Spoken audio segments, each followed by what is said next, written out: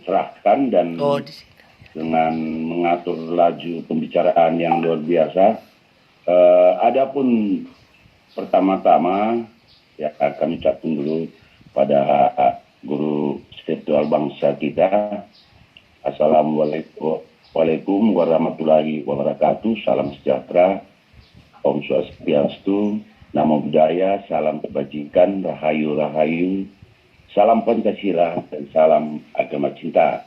Banyak yang diutarakan, tapi sedikit cuman yang saya catat. Begitulah susahnya merekam maksud dan hikmat yang diberikan para narasumber, khususnya tadi dalam hal prakata pelaksana yang disampaikan oleh Gus Soleh MJ, Koordinator FDR, yang kita kenal sebagai guru spiritual bangsa kita, Koordinator Agama Cinta, menyampaikan ada terasa kuasa Allah memberikan pertolongan kepada Jokowi hingga ada pertemuan di MRT, ini kunci kata kuncinya ya, dengan Pak Prabowo hingga situasi sampai pelantikan terkendali. Situasi tersebut menumbuhkan rasa bangga dan percaya diri dan rasa bahagia yang harus kita patut bersyukur. Kita telah terbukti menjadi bangsa yang dewasa dalam berdemokrasi, yang menang-menang, yang kalah harus menerima, dewasa dalam berbangsa dan bernegara. Ini kira-kira tadi yang diungkapkan oleh beliau. Demikian juga sebagai anak bangsa, walaupun nantinya Pak Jokowi berakhir kekuasaannya, visinya tidak pernah berakhir. Sebagai anak bangsa, rasa seduluran ini harus tetap dipertahankan. Nah, ini niatnya sangat luar biasa untuk menjaga dan melahirkan kedamaian bagi bangsa Indonesia. NU yang lahir untuk bangsa Indonesia, cinta tanah air merupakan buah iman. Demokrasi berani adu konsep hingga mendapat kepercayaan dari masyarakat dan berusaha menjaga kepercayaan yang disebut merupakan suatu tanggung jawab dan kehormatan. Demikian juga dari setelah tadi mendengar pidato Perdana Presiden Joko Widodo yang dilantik tanggal 20 Oktober 2019 yang lalu, dengan menamai kinerjanya ini diapresiasi tadi oleh tokoh lintas agama kita. Pertama tadi oleh Pastor Bernard Barat Ronald Kristen di Hong Kong, Ketua GK Center Hong Kong, sangat bersyukur atasnya baik hingga dapat kehormatan diundang ke Italia. Di Presiden kita dapat kehormatan diundang ke Italia. Hingga pantas kita dukung untuk misi Indonesia 2045. Dengan spirit mandiri, berdiri di atas kaki sendiri, hingga dunia mengakui negara Indonesia jadi negara maju yang menentukan kepentingan yang lebih tinggi dan bertindak dengan penuh kesetiaan untuk perdamaian dunia demi nusa dan bangsa. Dan satu lagi tadi yang diberikan tanggapi langsung oleh Gus Muhammad Rosyad, MSI, penasehat FKUB Kota Malang, Jatim, mau tidak mau untuk mensukseskan beliau melakukan program yang serius menjamin tercapai tujuan program pembangunan, mengutamakan pelayanan sampai terasa oleh masyarakat.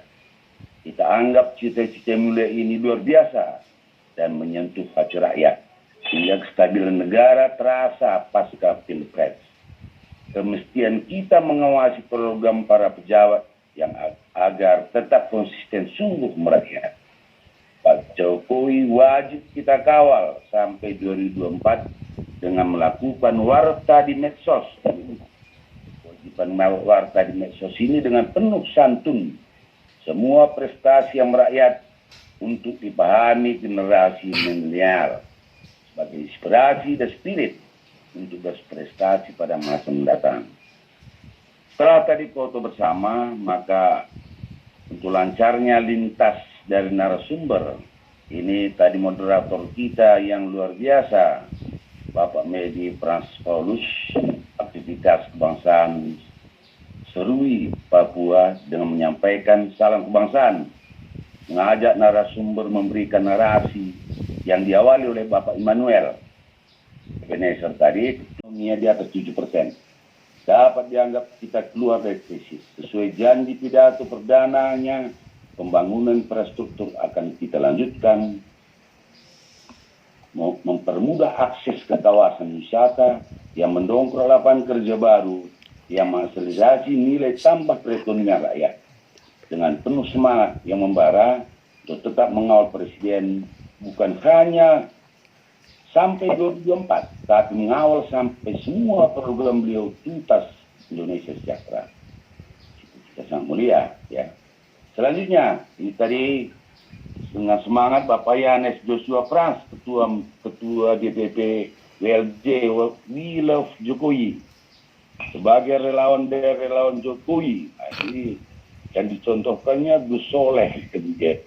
Jadi kita semua harus sebagai relawan dari relawan Jokowi masih tetap semangat membela Bapak Jokowi sama dengan membela NKRI. Kalau laut itu tenang, semua orang akan menjadi kapten. Kita tenang di gelombang lautan penuh badai dikarenakan Bapak Jokowi mampu memahkodai kapal dari hati dengan cerdas. Sebagai relawan kita melihat secara nyata Bapak Jokowi tidak pernah memihak dan pilih kasih terhadap salah satu golongan atau memihak saudaranya, tetapi mampu mengatasi secara paham golongan sehingga mampu mempersatukan seluruh potensi masyarakat, mensukseskan cita-cita bersama. Yang tidak kalah penting tadi yang kami rekam narasi yang disampaikan KP Norma Sofian, Ketum DPP Pernusa Perjuangan Rakyat Nusantara, Ketua Ahoker se-Indonesia, pernah memanggil relawan, Jokowi kata pernah memanggil relawan untuk mengawal beliau sebagai bukti kekuatan Jokowi itu ada pada rakyat.